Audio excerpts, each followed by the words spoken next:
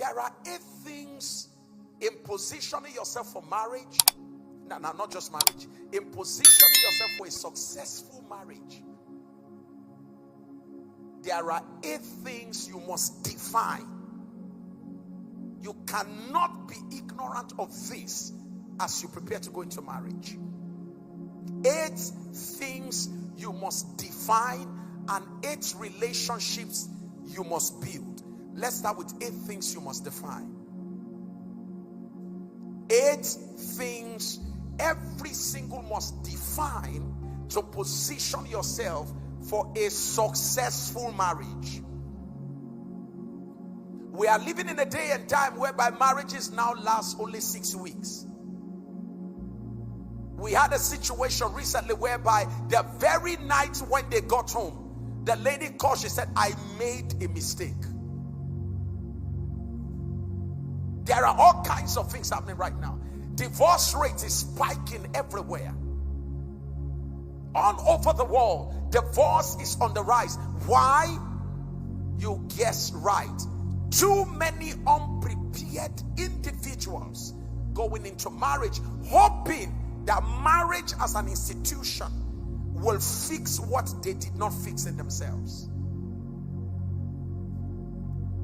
Marriage is a revealer of how prepared or unprepared you are. Write that down. Marriage is a revealer of how prepared or how unprepared you are. Marriage will reveal what you focus your attention on. Yes. If you are the type that focus so much on your degrees and you kept on going for masters and PhD and all of that certification, and you never had time working on yourself, marriage will reveal your lack of preparation for marriage.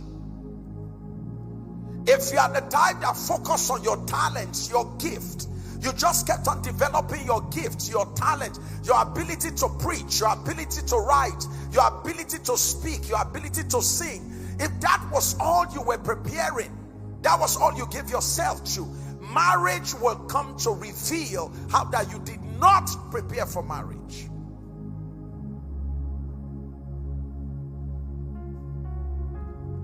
And someone said, Pastor Sam, when should I start preparing? The moment you come into the consciousness, whether you are 13, 14, 15, 16, most importantly from 18, you must double your preparation for marriage. Whether you are ready or not, be prepared. It is better for marriage to meet you ready than for you to start getting ready in marriage. Can I say that again? It is better for marriage to meet you ready than for you to begin to get ready in marriage. 8 things you must define in order to position yourself properly for marriage. 8 things you must define. Number 1, self-identity. We call it self-identity definition. Who am I? Who are you?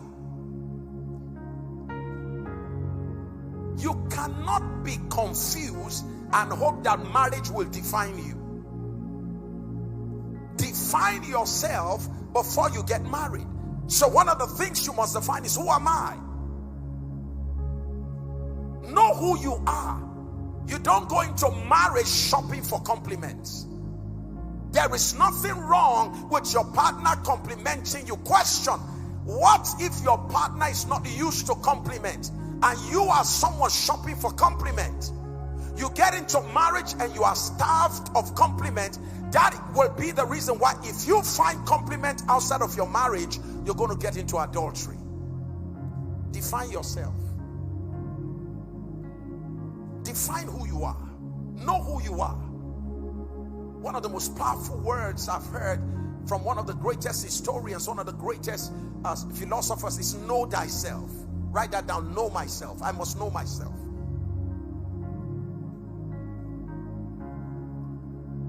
Self-definition. You need to define yourself. Define your identity. Know who you are. I was in Kaduna State University yesterday, and I was talking to the students, and I said to them, I brought somebody close to me, and I said to them, I said, you know, the most amazing thing in this life is the fact that I have never gotten anywhere. Manuel, you know, I'm thinking about that. I've never gotten anywhere whereas I wanted to do what I'm called to do or what I want to do, I've never gotten anywhere and they say, sorry, we're so sorry, we will need you to increase your height.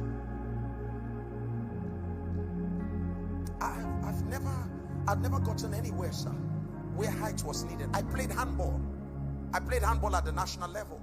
Even as an handballer, nobody ever told me that you need height to play handball. The only place I was wise enough never to go to and tell them I want to join them is a basketball team.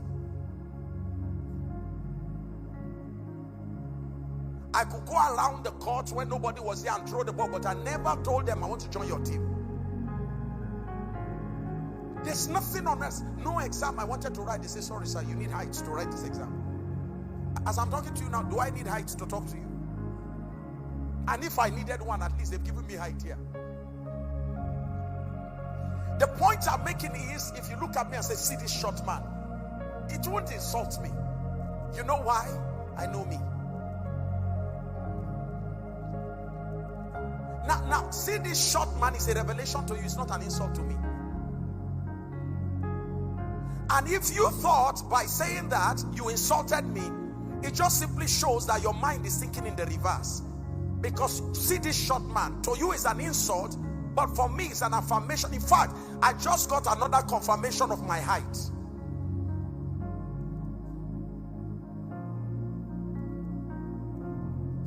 Am I talking to somebody here? You see, some of the things that you get offended by are actually a revelation of the fact that you too don't know yourself. See your mouth. Praise God. So you're just discovering that I have big lips. See your lips big. So what? Is that my brain? Is my lips my brain? See, you are too tall, and because of that, somebody will go and sit down and begin to cry. Oh God. So what should God do now? He should break your legs and bring you down?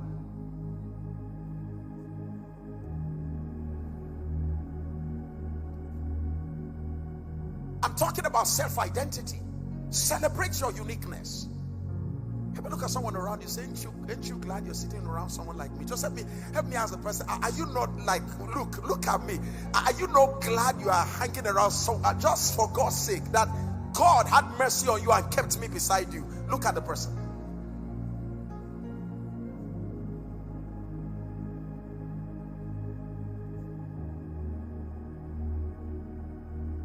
You go to, I know myself. So I go to America. Hello, hi. Hi man, how you doing? I say, fine.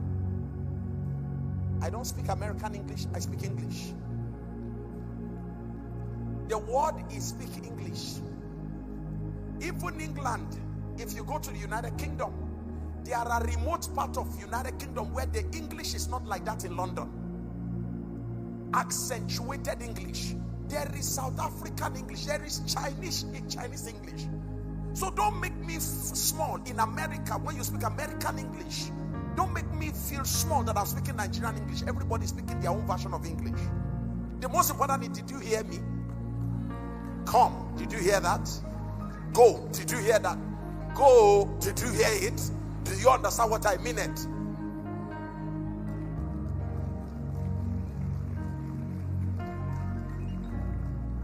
The major problem, the reason why you don't relate, the reason why you don't socialize, you are too self-conscious.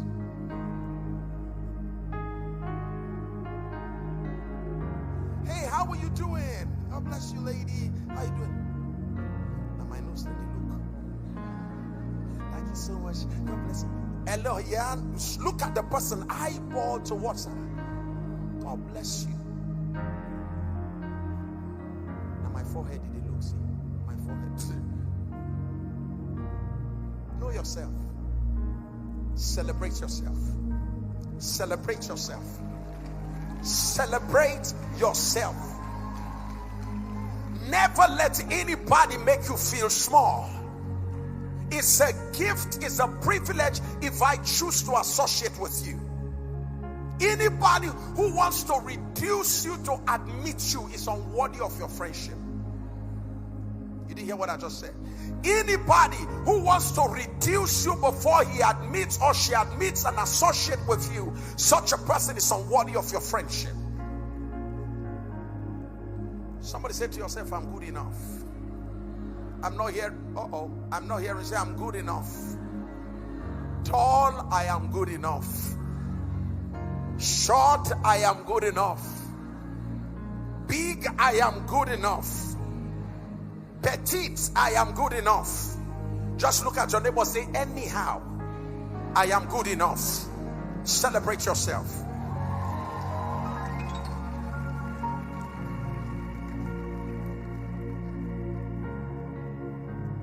One guy got angry. We were flying, I think, from London to Germany. And we're flying first class. So I guess when the guy saw my wife and I coming in, I guess maybe he was expecting us to walk straight to the back. Fortunately, as God will save his soul, my wife and I were sitting on the first. I'm on 1D, my wife was on 1F. We were occupying the first set of room. And you could see that racist attitude. Just for us to even keep. I created a space. I kept my wife's bag. Then I was going to keep my own carry-on. The space I created, right where we're seated. The guy just looked at me, and the next thing he just did, he carried his own bag and he put it there. I said, sorry, I created the space. He just looked at me. I went and he sat down. My wife said, baby, me. There's a beauty of knowing language, eh?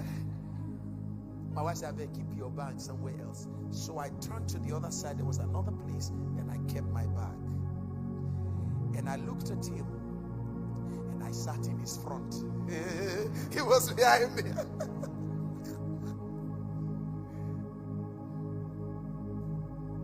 And when the plane took off, I reclined the chair by four. I just pushed it back.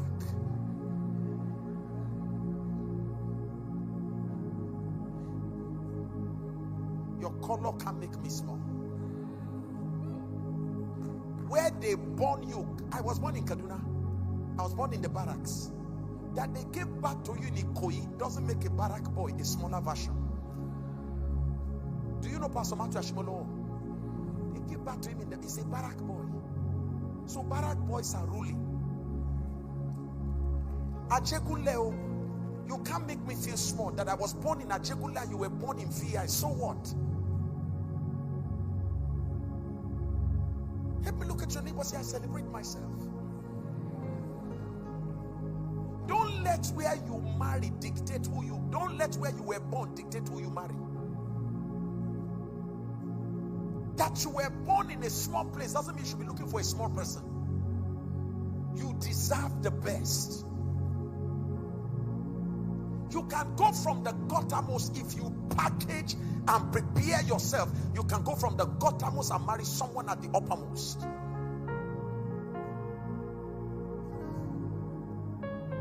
It begins with defining yourself. Who am I? And defining yourself begins with eliminating who you are not. You are not what they say you are. Defining yourself, defining who you are, begins with eliminating who you are not. Take note of that. Defining who you are begins with eliminating who you are not. So here's what I normally do, sir, when I help people in this area of self-definition. You know the way we normally do singular and plural table, right? Okay, so what I always say is, on the singular side of the table, you write who I am not. On the other side of the table, on the plural side, you write who I am. Okay?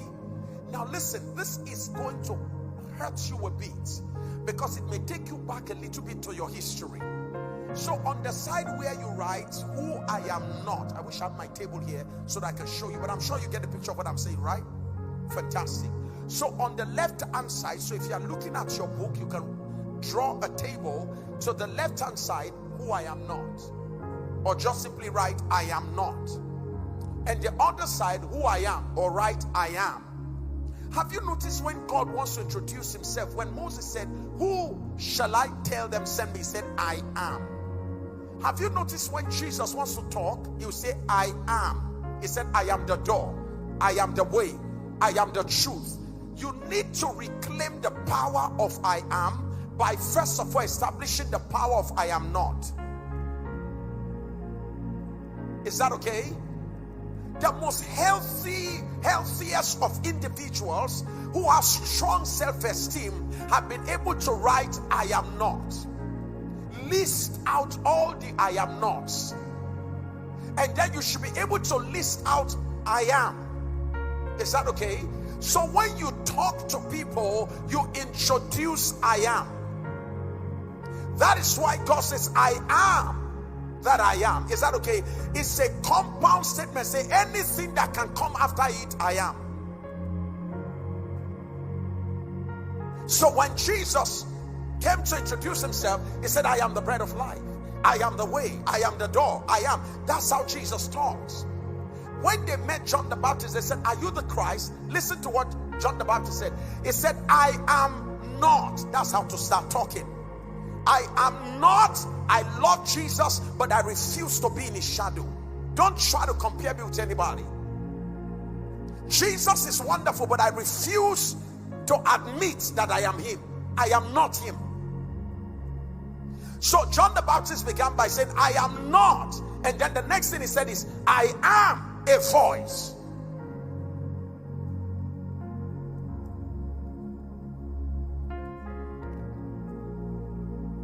So I'm going to give you an assignment. I want you to take, this is very critical. This is very critical. I want someone to look that I am not column now. And here's what I want you to think about. When you were growing up, what did that teacher call you? Just simply write, I am not. Your father look at you and say, you are the worst thing that ever happened to me. Just simply say, I am not the worst thing. You are the black sheep of our family. I am not. Every voice that has ever labeled you wrongly that you remember, don't let it stay in your mind. Write it out. I am not. In fact, let me say this. You are not even what you did. Don't confuse what you did with who you are. It is true that you stole when you were small, but you are not what? You're not a thief. It is true that you committed abortion, but you're not an abortionist. I am not. I'd like you to write, I am not. I give you the next 60 seconds. Look at that area. I am not. And remember, I'm not a failure. I failed, but I'm not a failure. Your mother told you that they did not plan to have you. I'm not a mistake. They made a mistake. I am not a mistake.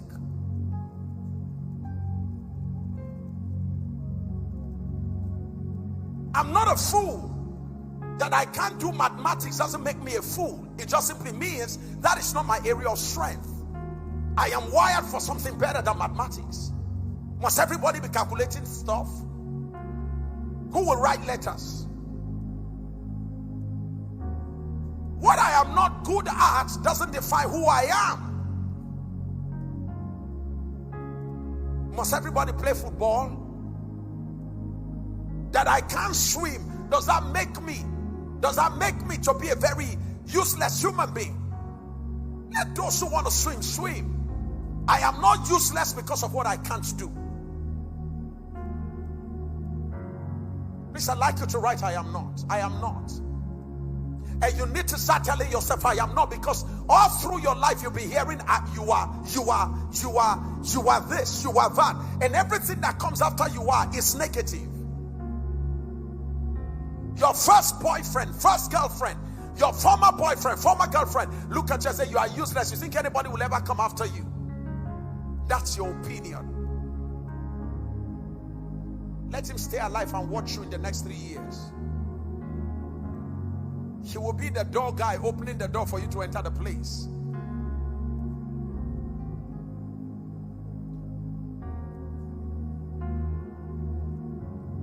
Someone finds it difficult to pick my calls. You know why? Some years ago, the person went to tell his friends that guy, several years back, he said that guy will never make it. And the person is still alive today, sir. Sir, he has faded out of history. So I said, look, I don't care about what he has said. Let me still reach out to him. So out of compassion, I called. The moment he heard my voice, he said, sorry sir. He cut off the call. I tried calling back, he will not pick the call again. He can't stand the fact that I'm alive. And his brother has come to visit me and went to tell him what God is doing. Thank you. These guys are so smart. Bring it closer. Help me appreciate that. I feel like staying a little bit on this, because this is, listen, if you don't deal with I am not, it will lead you to decide who to marry. Because if you meditate too much on, look at you, see, you know you are good for nothing. Nobody will marry someone like you. You know you are. If you're not careful, it will make you, when somebody worthy comes, you're going to move into insecurity. Imposter syndrome will take over you. You'll begin to feel, I am not good enough for this person. And the lady said to me, she said, Pastor, I broke the relationship. She said, the guy kept on asking me, what did I do wrong? She said, Pastor, the guy is too good for me. She said, I'm afraid one day he will wake up and realize my past. He will get to realize some of the things that people call me, and the guy will change his mind. I said, what? You don't have an idea what people are dealing with. Fear the labels. Here's what I'm showing you here. This is what to do. I am what? I am not. And then here you write what? So in self-definition, can somebody just mention one thing you are not? If you've written it down, what is it? Write one thing. You know what, ma? I'm not a failure. I am not a failure. Somebody give me something else. Say it again, ma. I am not poor. Fantastic. My family background does not define my future. What else? I am not. You're not a fool. Thank you very much, ma'am. Not a fool. That I didn't pass your course doesn't mean that I failed life's exam. It's your own exam I failed, not life's exam. And those who pass your course are not necessarily going to pass life's exam. Huh? I'm not what? Mistake. I'm not a mistake. All right, so all of this, you can write the list down. Remember what everybody has ever called, including your pastor. Every negative statement that has been placed on you as a label, it's time to write, I am not. It is your fight back. See, what I'm talking to you, if you do it, it will be a thorough healing process for you. So what do you write here? I am what? Talk to me, I'm what? I'm a success. I'm a blessing, right? I'm a gift to the nations. What else? Just go ahead and write it down. Write what you are. John the Baptist said, I am not the Christ, I am a voice. People always want to put labels on you. Reject it. In fact, from what we learned from Jesus Christ, when Jesus said to the disciples, who do men say that I am? It will amaze you to know, out of 12 or even more people that were present, only one person said you are the Christ. Is that okay? Every other person say, hey, you are Elijah. Oh, you are Moses. Oh, you are this and this. Meaning people were describing him based on their perception of him. And their perceptions were not right. It was their reality, but it was wrong.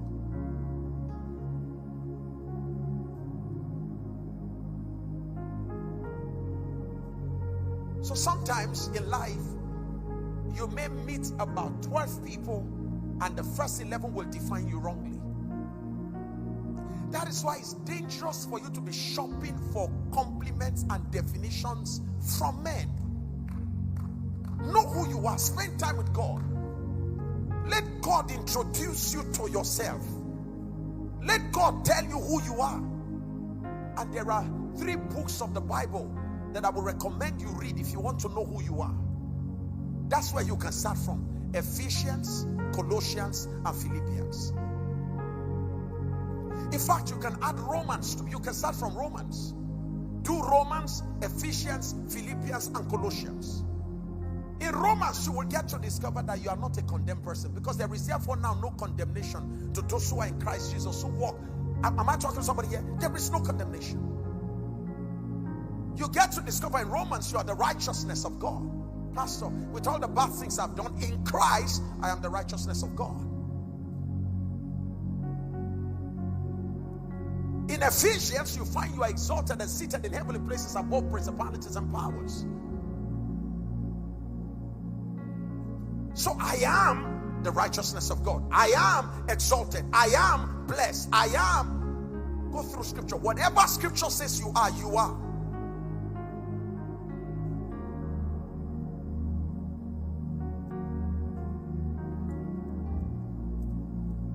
I wish I could dig deep. I'm very passionate about identity. Particularly in this day and age whereby identity has become the major problem. The whole of the LGBTQ movement is all about identity crisis.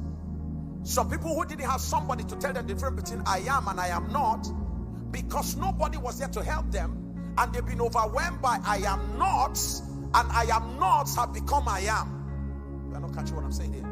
These individuals are now the ones telling us that I am not is I am. Did you get that? So somebody will look at you and say, oh, the way you smile, you're a lady.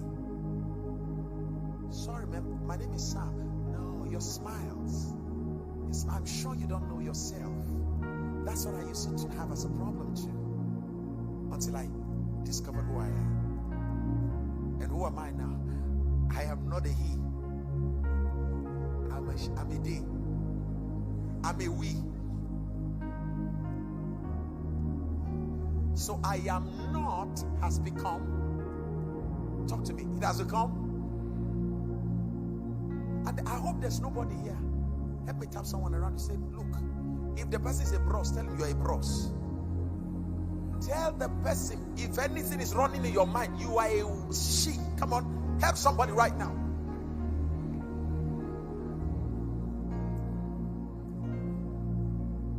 Before you travel somewhere and come back and we're looking at you, what happened? No, and then you're wearing high heels as a bros. What I'm sharing with you, I am not, is at the heart of the LGBTQ movement. It is the cause of the major problems we're having today on earth. When I am not becomes I am.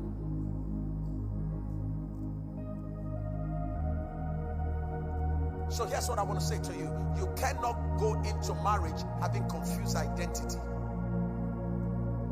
You cannot be somebody's wife thinking you will one day become the husband.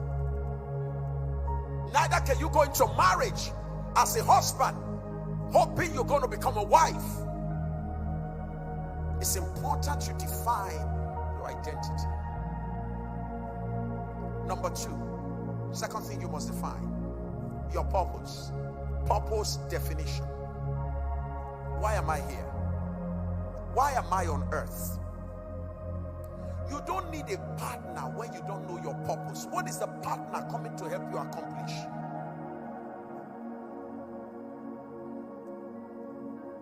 Hello, sir. If my car is damaged, who do I need to help me fix it? Huh? An auto mechanic, am I correct? Do you need a tailor? And call the tailor, say, bring your tape rule. My car is having a problem. Use your tape rule. How is a tailor going to fix a car?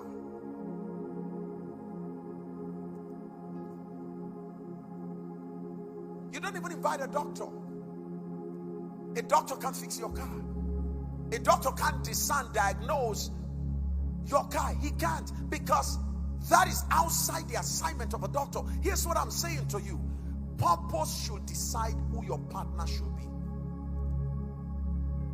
Not beauty, not looks. How many of you have seen the latest Mercedes Maybach? Whoosh. Can somebody tell me some of the cars that you like? Some of your finest cars. Can somebody tell me? Give me your brand. Huh? Say it again. Porsche, Dodge. You like the noise, right? Say it. Range Rover, fantastic. Lamborghini, Ferrari. Now here's a question. They are all beautiful. Am I correct? Here's what I want to ask. What I want to ask. If you want to cross a river or you want to cross an ocean, do you need a Lamborghini? You need a Ferrari. Can you see that because of the assignment before you, Lamborghini has become useless?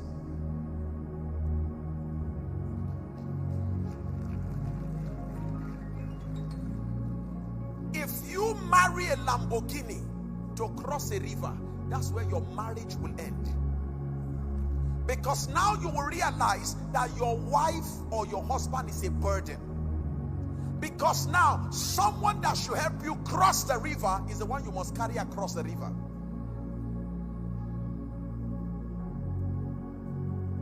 I don't know how to listen. Many are weeping. Pastors are weeping. Leaders are weeping because of what I'm telling you. Many have come to the river where they need their wives and their husband to help them cross the river of life to the next phase, only to realize the wife I married, the husband I married is incapable of the assignment before me. Now my partner is going to become my burden. I have to carry someone that should be helping me to get across. And this is the point at which many, it is at this point when I'm looking at how do I cross this river with this kind of person. This is a Lamborghini where I need a boat. The assignment before me requires a boat, but the person I went and picked is a car. And the car is incapable of carrying out the function of the boat. Now you will come to realize beauty means nothing. Ah! I love the shape of the Dodge. Yes, see it with the shape. Ah! Okay, so shape has come to river swim. Hey! Maybach, may see the back. See the back. Somebody know the back after. So see the back. Oh yeah, hey, oh yeah, enter water, cross the river. The back has now even become a problem. Because now we need to move forward, but there's something taking us backwards.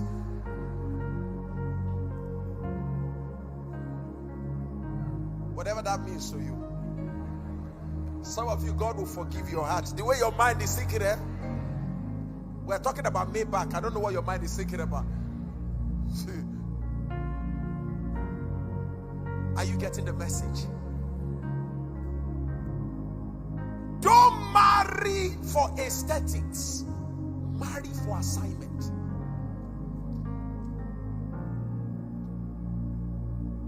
There's nothing wrong with aesthetics. Let it be that what is wired for your assignment is beautiful. But what is beautiful may not be wired for your assignment. Function is superior to fashion. Because by nature, fashion fades away. Function. Have you noticed that cars, the basic function of a car is to move? Am I correct? And basically, all cars need tires. They need engine. They need seats inside. Function. Is that okay? Now, whether it comes in a Mercedes body, or it comes in a Lamborghini body, or it comes in a Tesla body, whether it comes with silver heads and hoods and all of that, whether it comes with gold touch and stuff like that, voice activated, whatever, the most important thing is function, movement.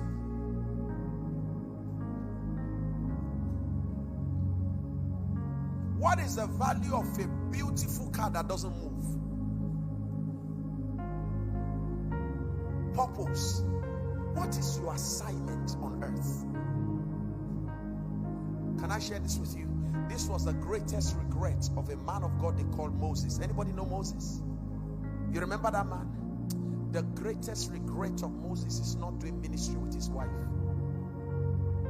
When ministry opportunity came, when the time came for Moses to step into ministry, he realized that the woman he married before he discovered his assignment is incapable of going along with him. She became the greatest burden of his life. She cursed him.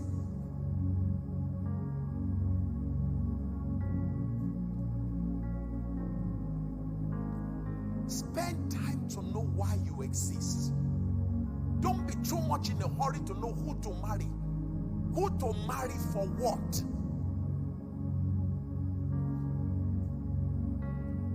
And as a lady, don't marry face, don't marry shape, don't marry size, marry space. Pastor, what do you mean by that? Hello, lady, you were created to be a what? Talk to me loud. You are created to be what? So what you are looking for is there space for the kind of help I have to offer in the life of this man? Hello, sir. What is your assignment? Where are you going to? Based on your assignment, I will see whether the kind of preparation I've been going for is for the kind of person that you are and the assignment you have. Is there space in your life for my assignment? For my gift, for my talent, for my abilities, for what I've been prepared for? You can't be a size 60 woman in the life of a man with size 4 mind. If you are too big for his space, he will shrink you into his space. Did you hear what I just said right now? If you are too big by your preparation for his space, he will shrink you into his own space.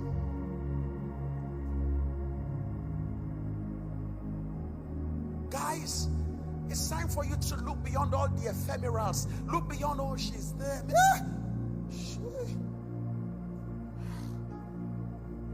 Oh, God. Okay, so you've spoken in tongues. You've seen how beautiful she is, how tall she is, and all of that. Question now becomes, what is your assignment?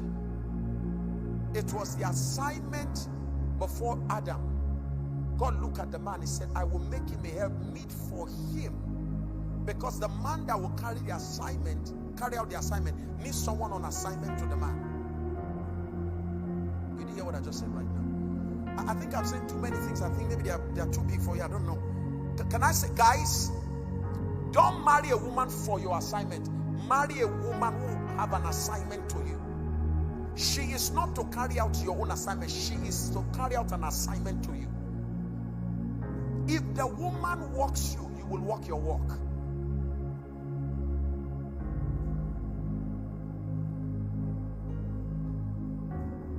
Never marry a woman who doesn't desire you. Hello, guys. The first thing to establish, you must be 100% sure this woman desires me, for her desire shall be unto her husband. Any woman whose desire you doubt, don't settle with a marriage. You will have to listen to this over and over. Play it in your car because it will make sense maybe 40 days after now. Her desire shall be who to who, sir? To her husband. Never marry a woman who doesn't desire you. How are you? When I was just thinking about you, it's like I've not spoken to you today. I've not seen her. We just spoke together about 30 minutes ago. Oh, really? Time has gone. Which time? You know, I just like hearing your voice. I just like being around you. I'm not talking about the fact that she's manipulative about you. I'm not saying she has anxiety disorder. I'm not saying she's having avoidance disorder. I'm not saying she has any manipulative attachment. No. I'm saying that there is this genuine desire for who you are. It begins with knowing your purpose. Help me ask your neighbor, say, what will be your purpose? Say, why are you here on earth? What is your difference? What is your uniqueness? These are the questions to ask yourself. What am I here for? So this was what I discovered when I was going to decide who was going to be. I was in Abuja here, and I had 3 ladies, one working at the airport, 2 of them businesswomen. The 2 businesswomen, they all have houses, one in Garki, one in Apo. The 2 of them multi-millionaires. One of them secretary AGM First Bank. And all these ladies, they have opened their heart to Pastor Sam, you are the one I want to marry. And okay, my pastor is not here. 1 or 2 of my pastors, there were some of my pastors who were also working with them to make sure I fall into the trap. Because one of them has promised one of my pastors that if he can work on me, that she end up marrying me, she will get him visa to London. So I was the meal ticket for London.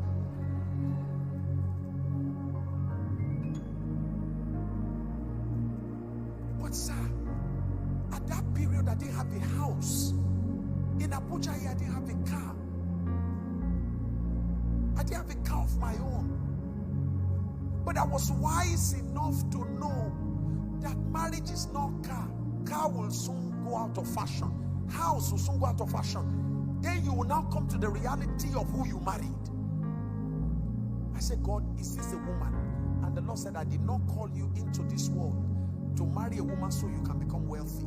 I will bless you. You don't need a woman to become blessed. I will bless you.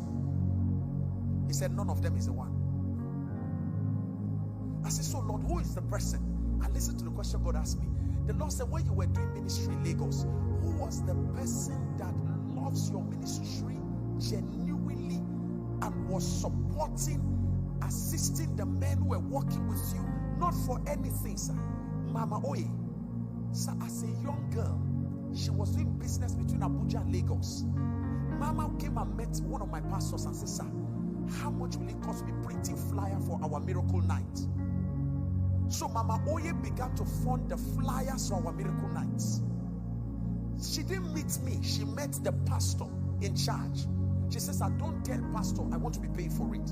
Number 2, all the pastors around me, she will buy them singlets, short boxers, and all of that. She buys them, buy water, give them money to say, I keep doing the work.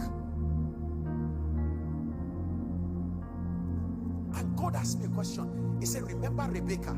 She gave to the servants of Isaac, to the servant of Abraham. She gave them water without meeting a man, without knowing that it was a marriage mission they came for. Look at that person that genuinely loves you without having any ulterior motive about marriage. Somebody who just likes you. Some of you men, may God forgive you. The one that likes you is the one you turn your back on. The one that is going to kill you is the one you are pursuing. Slap any brother around you, say you are loose, you are delivered. Let me tell the brother, you've not been seeing me, I've been around you, I've been around. Come on. Now yet you will go marry later, come back home. After 6 months, you go to grow lean. Alright, don't they see fire? Nonsense. See the one giving you water. You will leave that one. Because Rebecca began to give them water. You will not marry that one that is every time the person talks to you. She just talks to me. She cools me down. Slap a brother, say they are talking to you. Anytime you meet with this one, you put just talk, you live there recharged. You feel there, you live there happy, you live there feeling like a king. But the people from your village will not let you rest. Your forefathers from the village who still want you back in the village. They will turn your eyes away from that one. And the next thing they will tell you, can't you see that one? The one that the closer you get to, the farther she goes. And then when you get closer, what are you looking for? When she roll her eye like this, what are you looking for? You go and meet your friend, say, don't worry, she's playing hard to get. She's playing hard to get. Say, that's the one. I will do anything to get her. Even when God is warning you that can't you see the whiskers and the vibrancy of the lion? Say, that's where I'm going to. Then boom, you get married. And then you are like, hello sweetheart, can you come? To where? Sweetheart, you are my wife. You don't command me. Sweetheart, you don't talk to me like this. Shut up. Do I look like somebody you command? You went to school, I went to school. What is the problem? You make your money, I make my money. So what is the issue? Who are you?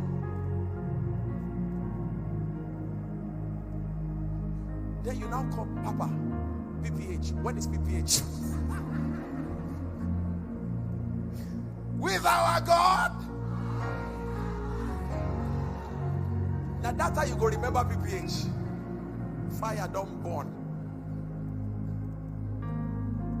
Papa, please pray. The devil has set up. The devil didn't enter anywhere. You saw the sign. You saw the sign. But the people from your village won't let you rest. Same thing with those of us who are sisters. They go, shut up. And you go and tell your friends. They say, come. But this guy you're going to do. Wait, this guy's talking to you. Don't mind him. Don't mind. You know, that's how guys always like. He just trying to be hard. He's just trying to prove that he's a man.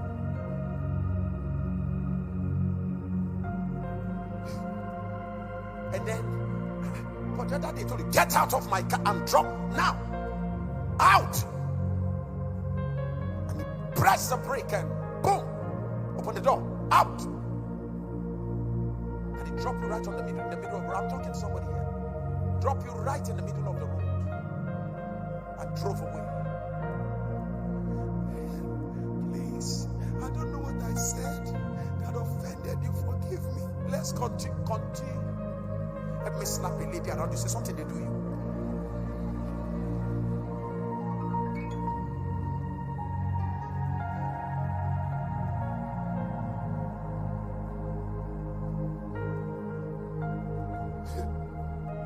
Say no, Papa.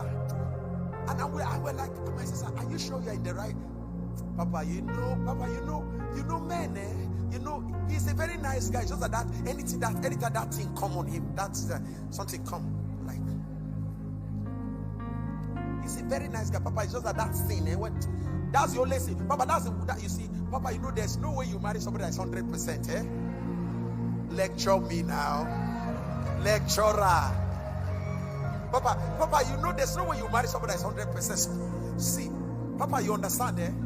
You get what I'm saying? Be rotating your head. I am 22 years in marriage. You're about to start.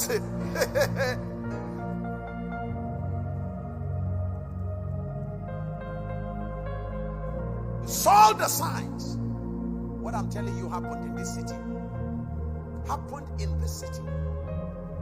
My wife and I called this girl and we said, sweet, this guy she called me, she was crying.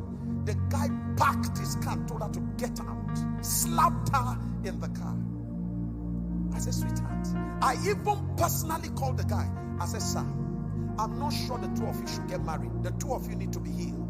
Otherwise, you damage each other in marriage. 1 hour I spent with this guy on the phone. The girl still went ahead. Got married. Barely 6 months into their marriage. Papa, I said, what is the problem? She said, the guy is bringing girls into the house. She has them recorded. He will sleep with girls in their matrimonial home.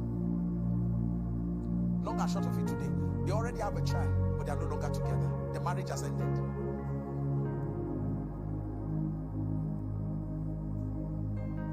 Brilliant girl.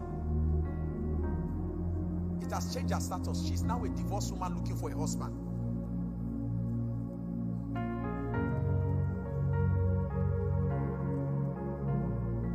Take this thing seriously. Purpose definition. Make sure that you know that this person, my assignment is to cross water. I am going to be crossing water all the time. So I need a partner that can provide me that kind of assistance, a boat partner. You can't marry a partner that hates water and your assignment has to do with water.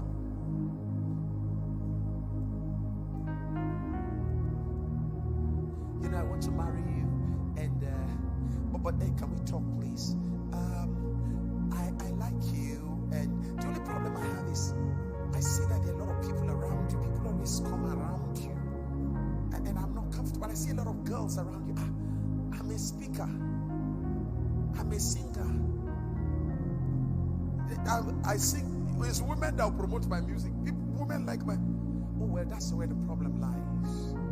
I saw a picture. You were snapping with one girl, and you did like this, and your shoulder was touching her body. They are fans. No, that's exactly what I'm saying. You don't know what I'm saying. You think they are fan, but she has intention. Now, so you mean 100 women have intention on me alone? So here you are, your assignment has to do with the public, but the person you marry hates the public. That will be the beginning of your downfall. Purpose. Purpose should decide partner. Have I sufficiently made that clear to you? Purpose definition. Number 3, destination connection. That is closely connected to purpose definition. Destination connection. Are we heading the same way? Do we feel for the same thing? As I'm talking about going to the nations, I'm planning to set my business around the world. I hope you are not getting married to somebody who say, look, sorry, all this talk, you know, today when we're talking, you're telling me about your business. We're going to be in Canada. We're going to be, your mouth is very big. Why can't we stay in one place? Here you are talking global. The person you want to marry is talking local.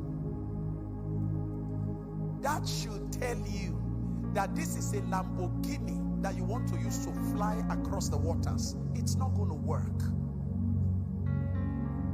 And I shared with you what happened in Nigeria here.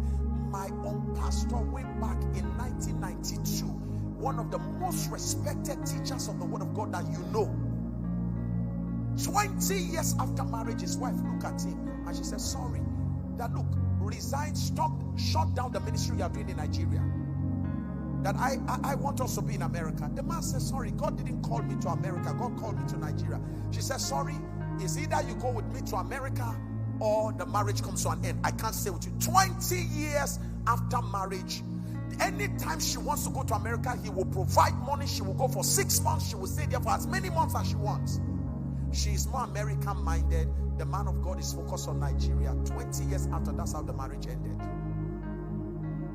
Destination connection.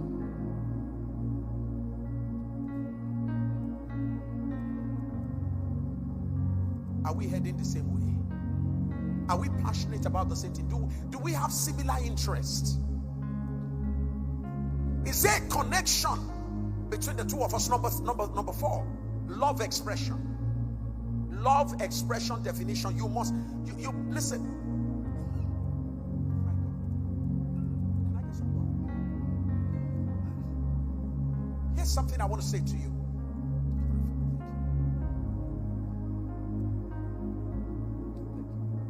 Here's something I want to say to you. Define how you receive love and define how you give love.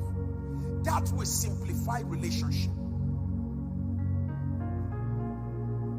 For instance, when I was going to get married to when I got married to my wife, you know, I like giving gifts. Is that okay? I like giving. I show love by giving gift. It could be money, it could be anything, you know. So I want to buy shoes for my wife. I like buying things for my wife. So I want to buy a shoe, very beautiful snake stuff. I bought that for my wife. And I came home and I dropped it. Barely a few months into our marriage, I kept it on the table. And I said, hey baby, how are you? And she said, fine, from the kitchen. And I said, guess what? I bought you something. And my wife came out. And my wife looked at it. She said, thank you.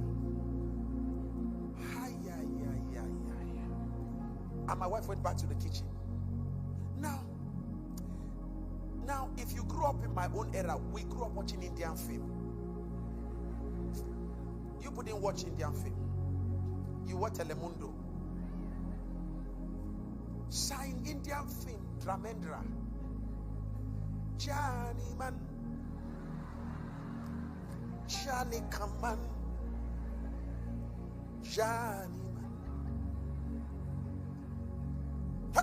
And then somebody will go on their knees. When you buy gift for the woman, Johnny man. Hey, the woman will come, Johnny man. Johnny man. And she will touch your legs, Johnny man. Then she will hold your legs, your knees, Johnny man. She will start rubbing your chest, Johnny man. Johnny man. And then she will kiss you. So when I brought the gift, in my mind,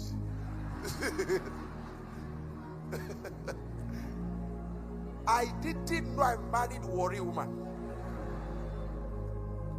I was expecting Indian wife to manifest. She comes and said, thank you. And she went inside. That day, even though I was a pastor, that day, thank God we're not in America. That is a good time to get a gun and enter the kitchen and say, hi. The moment she said, boom, boom, boom. Every sir, I felt like I should die. Because no kiss, no hug, no song.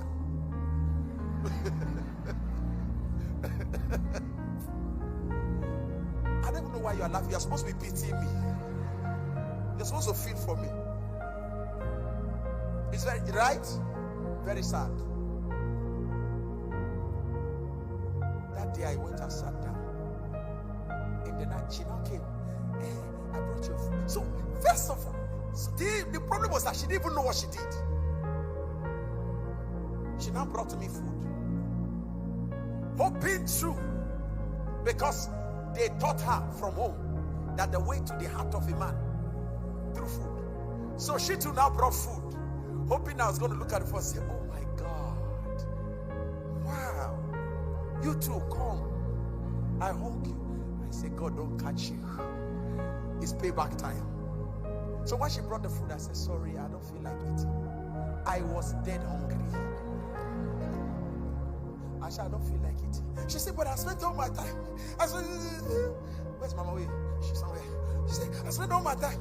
I prepared from morning till I prepared the food. You don't eat. In my mind, I said, me too. I went to the market. I looked for the shoe. Johnny, man. Hey. Payback time. At that point, we were all hurting. She is hurting that I didn't eat her food. I'm hurting that she didn't appreciate my gift. So we slept like that.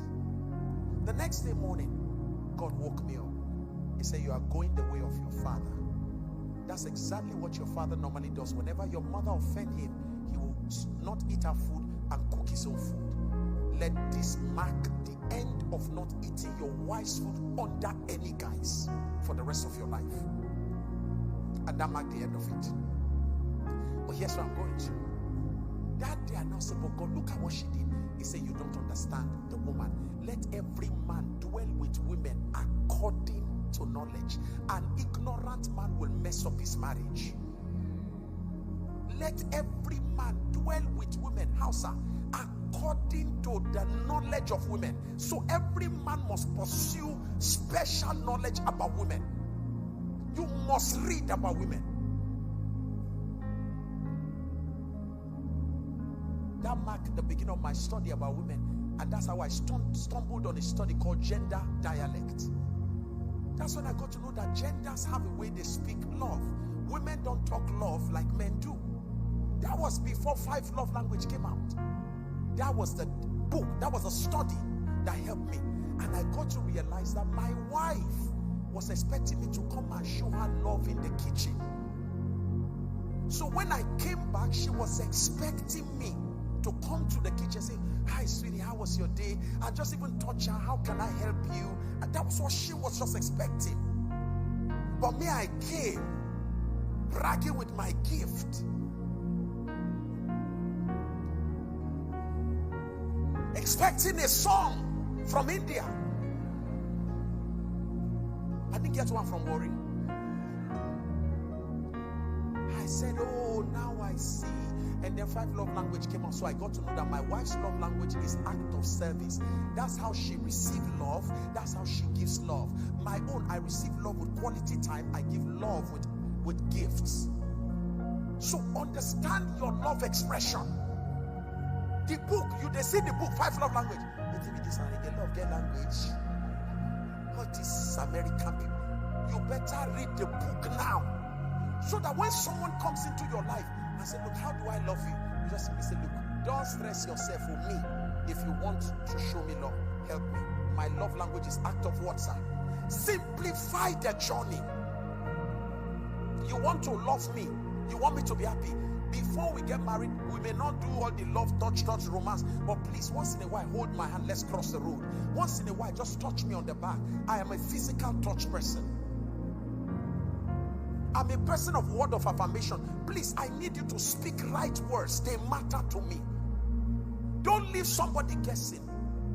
How should I love her? Hey, God bless you. You are the sweetest sugar in my tea. Look at it.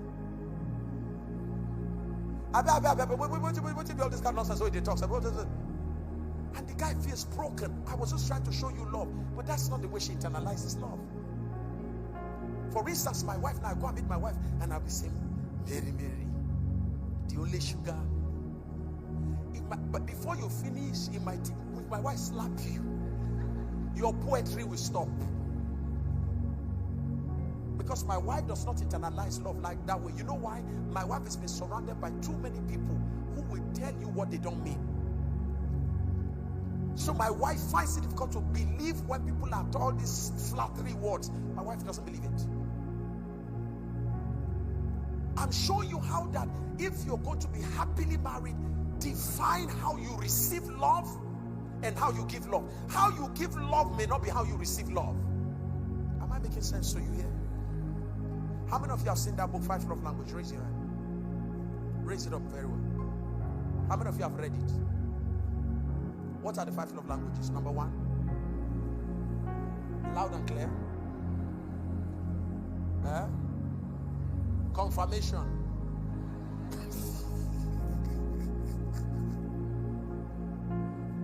Number 5, character definition.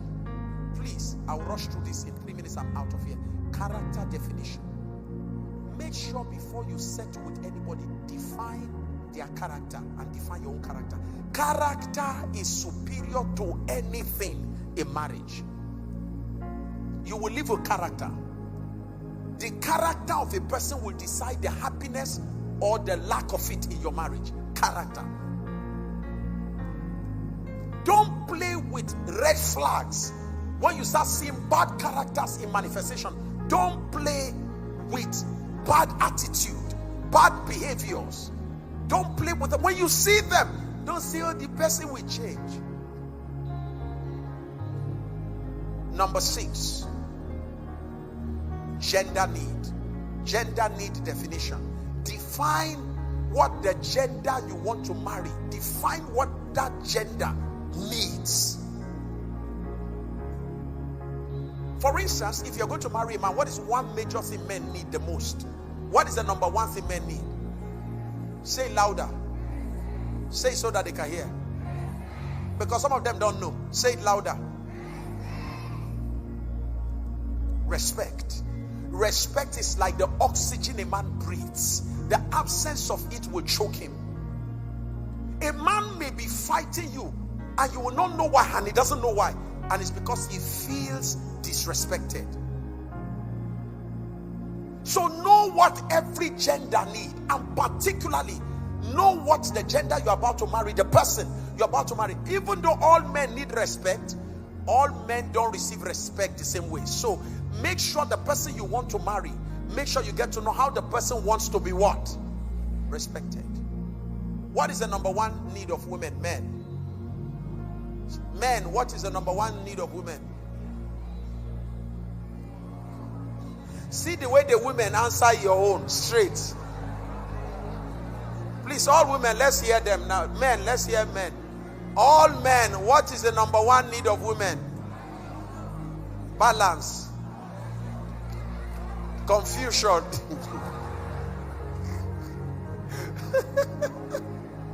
Money. Women, what is your number one need? Maybe you are even the one confusing the men. You don't know what you need. Okay, 1 minute. What is your number one need, women here? Attention. All women here, if that's your number one need, raise your hand. Attention.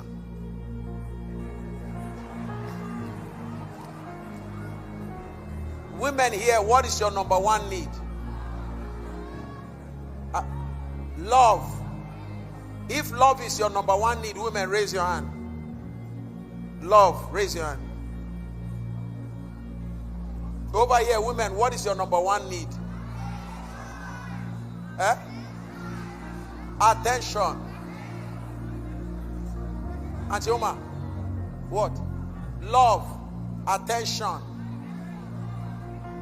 What is your number one need? Attention. Okay. Okay. Hey, Father, help us.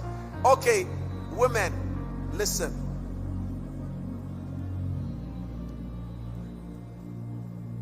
Can I have 3 women? How many of you say attention is your number one need? Raise your hand. Raise your hand. Attention. Let me have, come to me. Come to me. Let me have 2 of you. Let me have you 2, the lady on white. Come, yeah. Yeah, the lady coming on black. Come. God bless you. Any other attention here? Come. Okay. Can I have the microphone? Sorry, ma. Attention is number one need, right?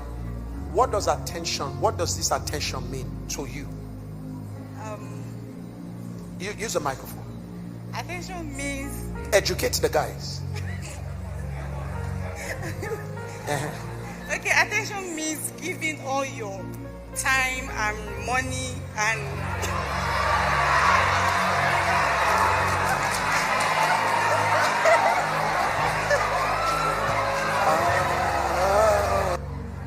Where are you running to? Come back to my class. Where are you running to?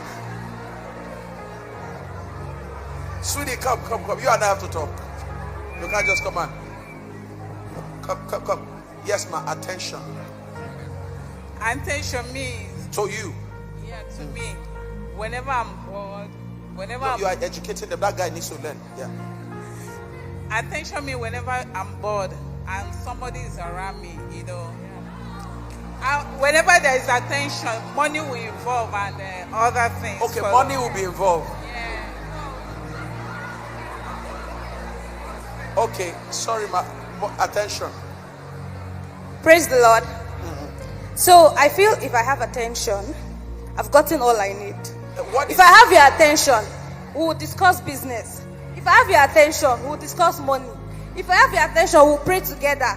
If I have your attention, we do every single thing we need to do. That's the thing. But if I don't have your attention, 0. So what is attention? Attention is everything. And what is everything? Attention. Ma'am. Yeah, thank you very much. To me, attention is love. Somebody cannot say I love you without being there. Sometimes it can be a mess saying I love you. The first thing that every woman needs is attention. When the guy is there for you, he will know when you need to be pet. Maybe, baby, when you look at your face, say, oh, baby, you need me. Maybe what's bothering you? If he's not there, if his attention is not there, he cannot know what bothers you at a particular time. Thank you very much. It includes the money and the provision, the gifts, and all the rest. Thank you.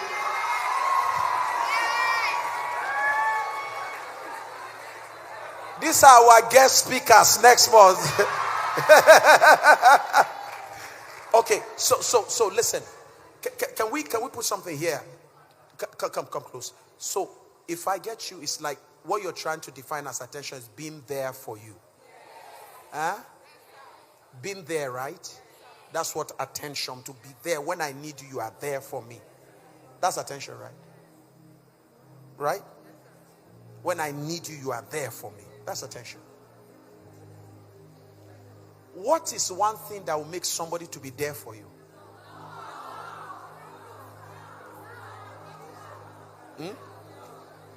So what should you be looking for?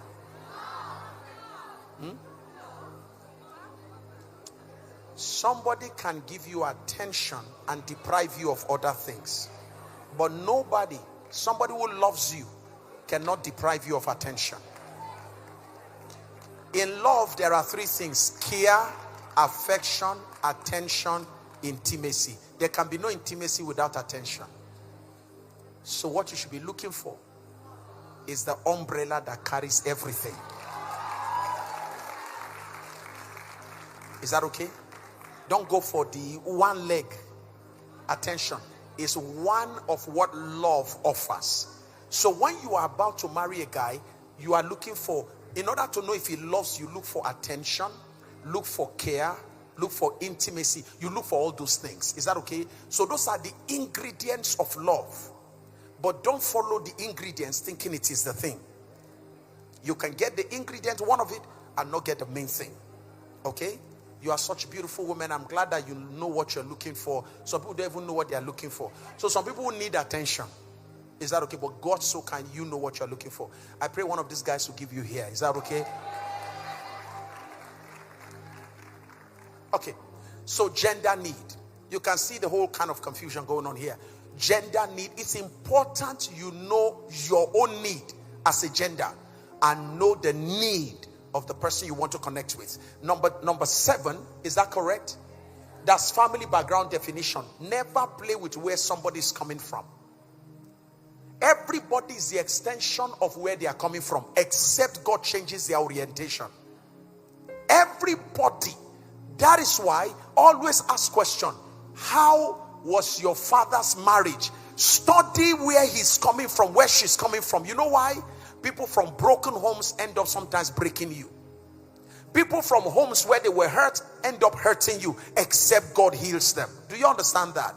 So define the kind of family the person is coming from. Lastly, make sure you get divine approval definition. Meaning, divine approval definition. If God knows, say yes. If everybody says it's good, don't go. If God doesn't say yes, if everybody says yes, don't move.